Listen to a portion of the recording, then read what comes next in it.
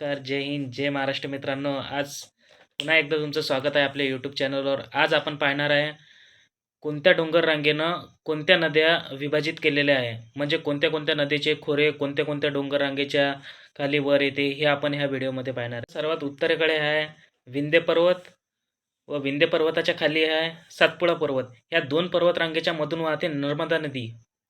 नर्मदा नदी हिचा उगम अमरकंटकले आहे, जिची महाराष्ट्रातील लांबी 54 किलोमीटर आहे. तर सातपुडा पर्वतरांग आणि सातमाळ अजिंठा पर्वतरांग यांनी या दोन डोंगर रांगांनी तापी नदीचं खोरं, तापी आणि पूर्णा नदीचं खोरं हे वेगळं केलेलं आहे. तर त्याच्या खाली येते सातमाळ आणि हरिश्चंद्र बालाघाट. सातमाळ अजिंठा डोंगररांग आणि हरिश्चंद्र बालाघाट डोंगररांगेनं गोदावरी नदीचं खोरं हे वेगळं केलेलं आहे.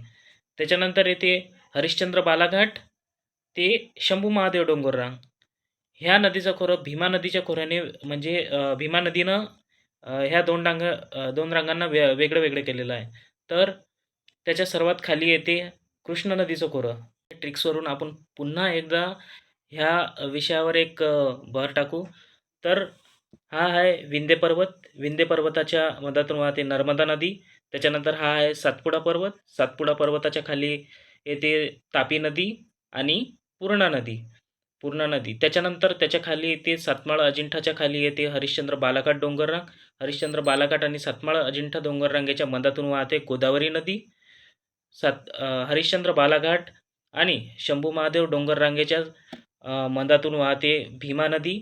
तर सर्वात शेवटून म्हणजे शंभू महादेव डोंगररांगेच्या खालून वाहते ते म्हणजे कृष्णा नदी.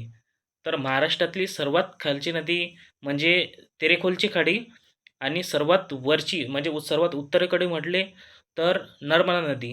तर पुढच्या व्हिडिओमध्ये आपण प्रशासकीय विभाग कशाप्रकारे विभागले गेले तर ते पाहणार आहोत. तर व्हिडिओला कमेंट, लाईक, शेअर आणि सबस्क्राईब करायला विसरू नका. जय महाराष्ट्र मित्रांनो.